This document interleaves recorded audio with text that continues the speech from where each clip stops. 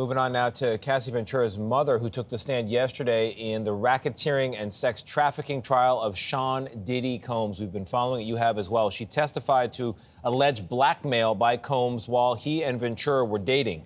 Combs has pleaded not guilty to the federal charges against him, and Jerika Duncan is once again covering this trial for us.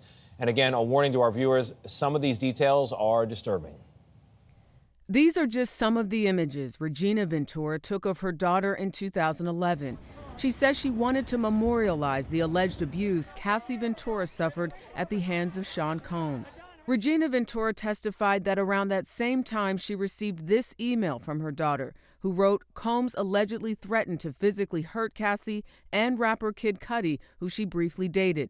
And she said Combs would release 2 sex tapes of her.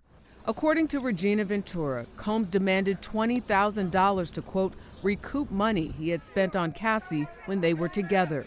Ventura said she and her husband took out a home equity loan to make the payment. Then, about 5 days later, the money was returned to their account without explanation. Soon after that, her daughter and Combs were back together.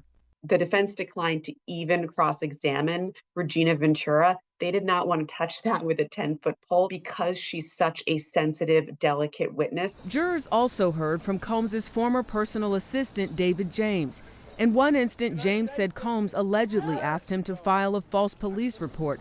James said he didn't do it. He went on to testify that he decided to quit after an incident in 2008 when he drove Combs to a diner to confront industry rival Suge Knight. James claims Combs sat in the car with 3 handguns on his lap. He testified about elements of forced labor, potential obstruction of justice, use of threats, use of force, his use of guns. That gets the government further along this path towards a RICO conspiracy charge. Rapper Kid Cudi is expected to testify today or tomorrow. Now, Cassie Ventura testified that they briefly dated and that when Combs found out, he threatened to blow up Cudi's car. Cassie Ventura also, in a civil lawsuit, said that around 2012, Cudi's car did explode, although Combs denies any allegations of being involved in that, and he was never charged in that incident. Gayle. All right, Jerika, thank you very much.